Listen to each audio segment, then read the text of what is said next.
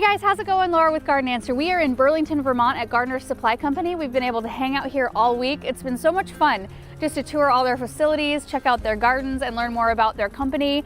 And they let me have kind of free reign to pick out something to plant up and free reign on the plants, whatever I wanted to plant up. So I decided on this plantabar because I think it's a really neat concept of a planter, something unusual, something I don't see all the time. And then when I was looking around at the plants, I thought, okay, so which direction do I want to go with plants? I mean, because you could do anything in this. You could do all flowers, you could do small edibles, but I decided to do herbs because I really want to share some of my very favorite herbs with you guys.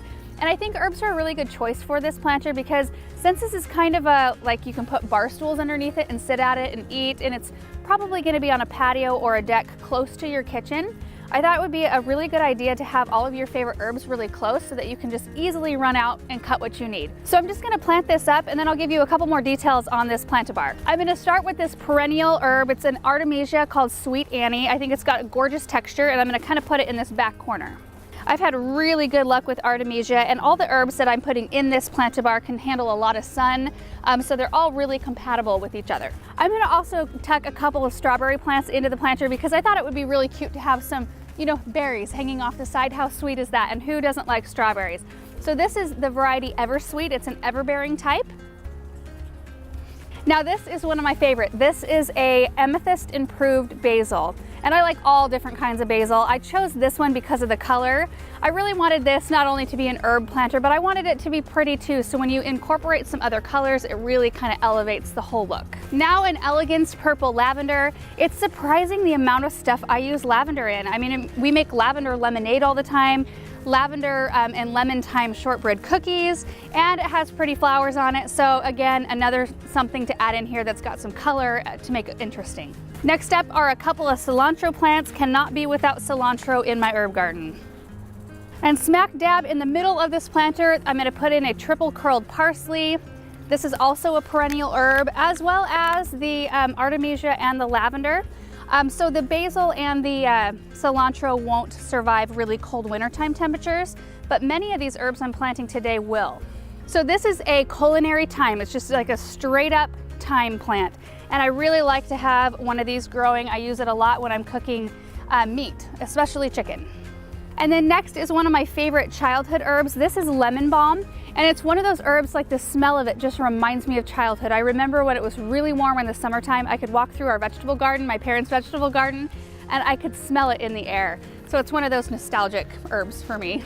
Now a tricolor sage, and to be honest with you, sage is actually not one of my favorite herbs, but I love the texture, I love the color, and I like to garnish with it. So even though I don't use it a lot in actual cooking, like in actual recipes, I'll take stems of it and garnish with it, and I actually use it in cut flower arrangements as well. A couple more basil plants. This variety is called Red Reuben.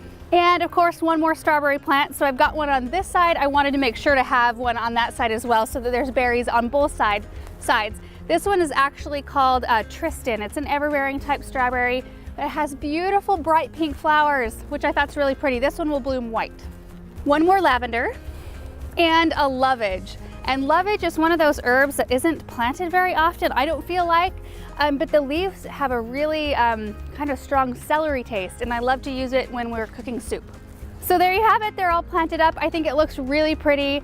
And I did leave quite a bit of space really around each of the herbs to grow and fill in. Now, if they were planted in like a traditional herb garden out in the garden somewhere in the ground, you would probably want to let them have a little bit more space. But in this situation, because I would have it near my kitchen, I would want a lot of selection, and I would probably be cutting on them so much that they'll stay a lot smaller. And the planting area is actually quite big, so I don't think I mentioned that it's 2 feet deep and 4 feet wide, but it's deceiving. You know, you look at this and you think, oh my gosh, you're gonna have to use so much soil to fill up that soil reservoir.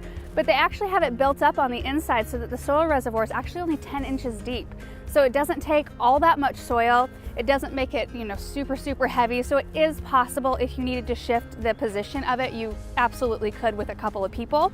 It's also made of North American cedar, so it's rot resistant, which is amazing. So you can keep it outside on your patio, even if it isn't covered, and it's not gonna hurt it. And the other thing that makes this planter really cool is that we were able to visit the manufacturing facility where they build these things. So they're built right here in Vermont, local to Gardner Supply Company. I thought that was really neat to learn. They actually manufacture a lot of the products here locally, and they design a lot of their products like in-house. And I love the way it looks. I love this butcher block look. I think it makes it just really neat looking. So that's pretty much it, you guys. It was really fun to put this together and kind of have free reign to go pick out whatever planter I wanted to plant up, all of the plants. And this is also a very unusual experience for me because I'm standing on a set right now, which is very different from filming videos in our garden when we're at home. So they have this set just right out in the middle of one of their gardens, and they have it here primarily to test products so they can bring planters or, you know, like this plantabar up here to see how they look, you know, positioned next to a door or up against a wall, because that's really important. They want everything to look pretty and nice when you get it to your home. So anyway, thank you guys so much for watching, and we'll see you in the next video. Bye.